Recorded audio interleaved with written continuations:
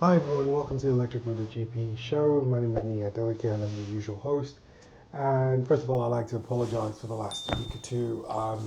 Since the Melbourne EV show, I had a very serious bout of hay fever.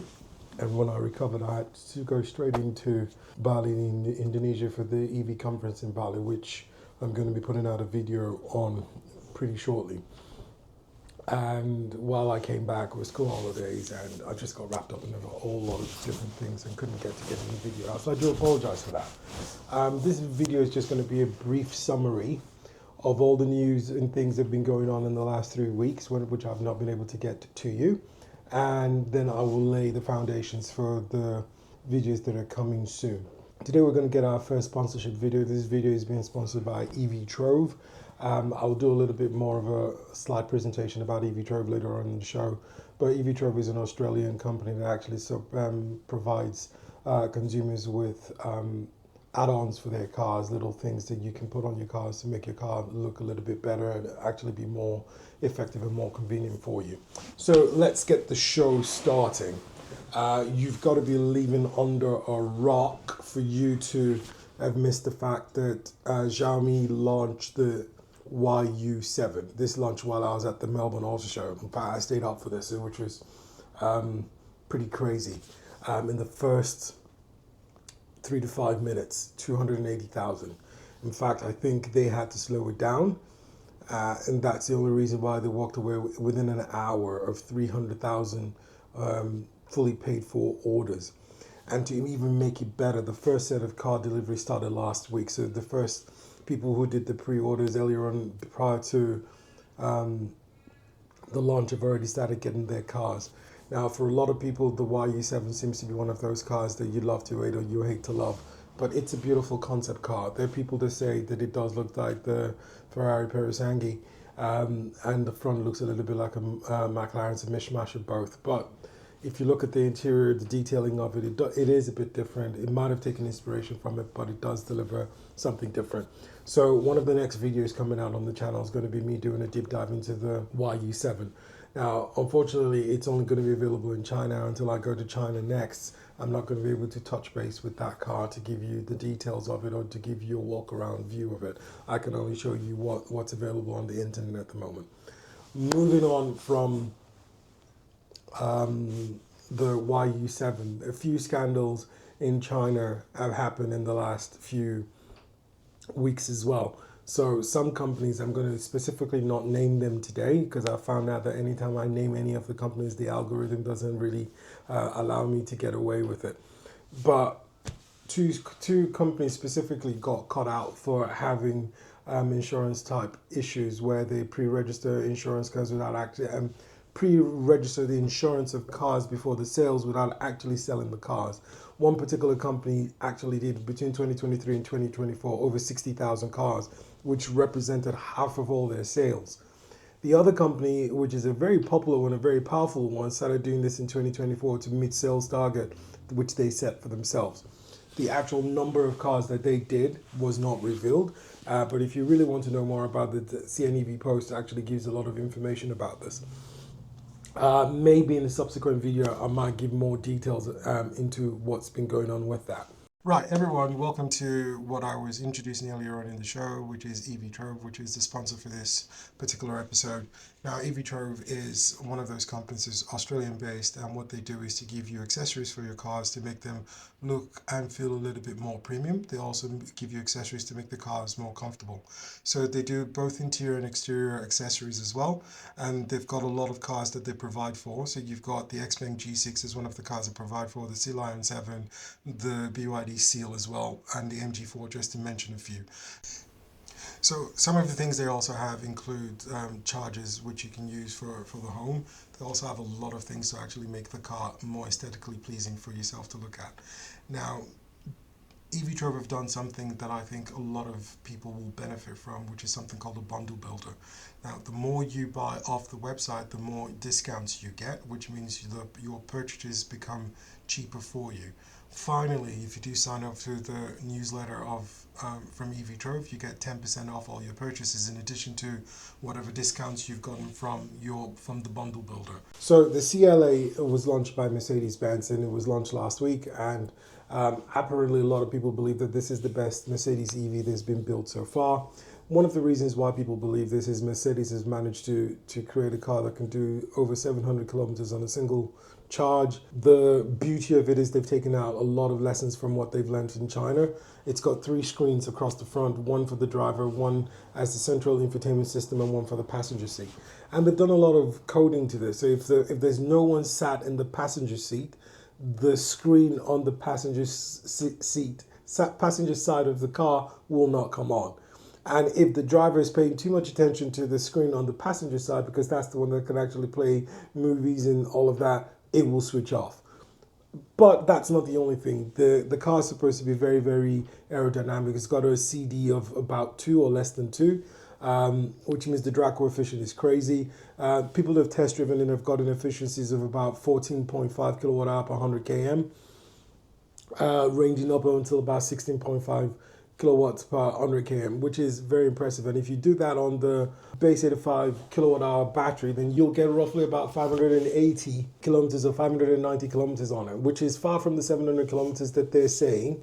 But it's pretty impressive that you can get 600 kilometers with an 85 kilowatt hour battery, which is a significant level of efficiency from this car itself. Lots of tech have been put into this car. Lots of people believe that this is likely going to be the most successful Mercedes-Benz in recent years. I don't know what the pricing is going to be in Australia. Nothing is as yet been made available, but fully expect that this will be hitting shores in Australia by December, early January. Some other things have also happened. The Bali EV Conference that I went to, Xpeng were able to give us a little bit of information about the new plug-in hybrids, the first of which is going to be out sometime in October.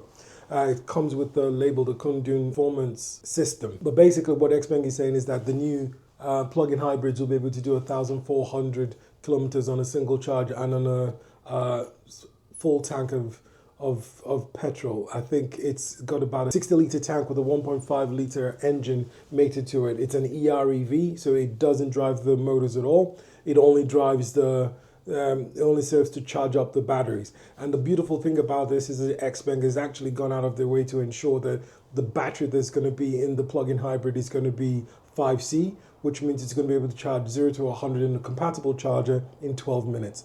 Also, Xpeng is saying that, and I spoke to Jackie Gu, who's the lead for Xpeng, Xiaopeng, the powertrain technologies and development. And if you watch the next videos that are coming through, I actually have about a 20-minute interview with him in which we discuss a lot of things. So like, share and subscribe. And so hit the notification bell so that when that video drops of the interview, you get full access to it. But going back to that, he was able to let me understand that this is one of the things they're looking at. They realize that a lot of the Western world don't have the charging infrastructure. Citing Australia, for example, Australia, for the whole of Australia, I think you've got less than 2,000 chargers for a landmass that is the size of the US, if not close, and for a population of 26 million people, which therefore means that you can go kilometers and kilometers without getting a charger. And then you then have the situation where you've got the biggest charging infrastructure available to you is the Tesla fast chargers, which is built and designed for 400 volt architecture, whereas the technology is moving to a point where 800 volt architecture should be the next level, and the levels of charging that should be available to you should be at 800 volt architecture level. Now, one of the other things that I really enjoyed from talking to him about this car was the fact that this car is going to be capable of doing 400 kilometers on the WLTP cycle on a single charge from the electric only charge. It's going to be able to do 1,400 kilometers on a combined cycle of both the electricity, both the EV and the petrol engine. So moving on, BYD also have registered to release a third variant of the sealion 7 in Australia. Now, this version that's coming to Australia is already available in China. So rather than having a bigger battery, this one's going to be more affordable. Why is BYD doing this? BYD realizes that there's going to be a lot of competition in the sub 50,000 Australian dollar market for electric cars. And the first few salvos have already been done with the Geely EX5, which is sub 50, which is doing very well. I think it's already sold almost 2,000 units in the last 2 or 3 months. The Sea Lion 7 is doing pretty well in Australia, a lot better than I think a lot of people even gave it credit for.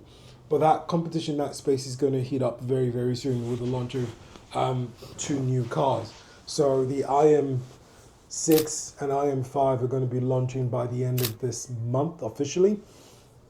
And I got to test drive the IM5 a few days ago. There is an M bagger on it. You can't see any videos about the IM5 up until the end of July. But what I can tell you is this thing is smooth, silky smooth. Handles pretty well, handles is almost as well as their IM5, IM6, and the acceleration is mental. The one I got into was the performance model, the one with the 572 kilowatt electric motors. That's roughly about 780 horsepower and 802 Newton meters of torque. And this one can actually accelerate 0 to 100 in about 3 seconds. And I mean, that's breakneck speed. It brings you back into your chair. If you're watching this, and if you do decide to go ahead and buy the performance model, pretty please drive safely. Now, coming back to the Sea Lion 7, so the spec that's coming to Australia has not been officially launched, but it's going to be launched before the end of the year. Like I said, it's already available in China. It's just about making it available in Australia too. We'll have the same 400 volt architecture. We'll have a 71.3 kilowatt hour battery. We'll be capable of a range of roughly about 450 kilometers on the WLTP cycle. It still has a lot of things put in as standard. It does come, it still gives a lot of bang for buck. Hey BYD, I'm still putting my hand up. We would still like to get the 800 volt architecture version of the Sea Lion 7, and we would still like to get the 91.3 kilowatt hour battery as well, which would then give you roughly about 520 kilometers of range. Now, a lot of people will come back and tell you, well, 91.3 kilowatts, you should be getting close to 560, 600. Look, the Sea Lion 7 is a well-spec'd car. And the more specs you put into the car, the heavier the car gets. And the heavier the car gets, then the less miles you're going to get out of it. So that's the problem with it. You're talking about a car that's got lovely suspension. It's got fantastic interior, more than 16 speakers on the interior of it. I get why. Look, I was one of those people, but it's a well-spec car. But with the 91.3 kilowatts, and you're able to do 520, because this has been tested in Norway in winter in minus degrees Celsius, and he got 520, which means in summertime you probably will be able to get 540, 550 on that one. So if BYD, if you're listening, that's the one reason why I'm not a BYD 7 Lion owner at the moment, is simply because you didn't bring the 800 volt architecture with the bigger battery. I still recognize the car is beautiful. Every single where I've gone today, and in the last 3 or 4 days, I've seen the Sea Lion 7. There's a lot of it in WA at the moment. That car is beautiful. In fact, my favorite version of it, you won't believe it, is the one with the white base with the black top. Oh, that thing is silky to look at. So that's the Sea Lion 7. I said the IM6 is launching by the end of the month. The other car that's likely to be launching pretty soon is the Zeekr 7X, and people have been waiting for this one. A little birdie told me they're looking at the end of August or early September to get things launched and ready to go. I think, in my honest opinion, I think Zeekr have taken too long to bring this car to market, and it's probably one of the things that is probably affecting them in terms of sales and everything else that's going on with it. That said, the IM5 and 6 will be launching at the end of this month, and that will be a significant competitor for the Zeekr 7X. Now, for those of you guys in the UK government has just launched a £650 million grant scheme to try and encourage more people to take up EVs, which means on average each EV you buy now will come with a grant of roughly about £3,500, which is supposed to help drive up the uptake of electric vehicles in the UK. So if you were thinking about buying one, now is a good time to do so. The grant kicks in on the 16th of July, which was last week, which therefore means that if you bought one now, you'd get something for doing so. Australia, please take the hint. Taking off the electric vehicle rebates that you took off, especially in WA and in other states, is not going to facilitate this transition that you're trying to achieve. The NVES policy that you've implemented definitely will do something in changing the attitude of some specific players. But in terms of actually encouraging consumers to buy, there are two parts to it. One of it is actually improving the infrastructure, which when I went to the Bali EV Conference, and when you hear the Chinese speaking about the way they counteracted the range anxiety issue, it gives us a big understanding of where the gaps are. One of the things, and in the video I'm going to do about that conference, I will break down a lot more about what are the things I learned. Aside the dynamics of the emerging markets and the dynamics of the planning, it's also about what people are doing to stabilize their networks and grids, and how they're using that knowledge and the technology that they're learning and developing to improve things. So the Australian government will do well to learn from other countries. And it's really funny. I've been to Thailand and Indonesia, and a lot of planning, a lot of effort is going into ensuring that the plans are correct even before implementation, and a lot of consumer buying and also buying from the producers is being thought and put into place prior to things going out. What else is there? GWM in Australia has also said, look, they're going to try and get in more plug-in hybrids as a way of getting into the market, into electrification. And they seem to be borrowing from the playbook of XPeng Xiaomi. Now, to be fair, the Kundun system was first highlighted in November 2024. And every company else that has come in to say they're going to try and do something similar are actually piggybacking off of XPeng.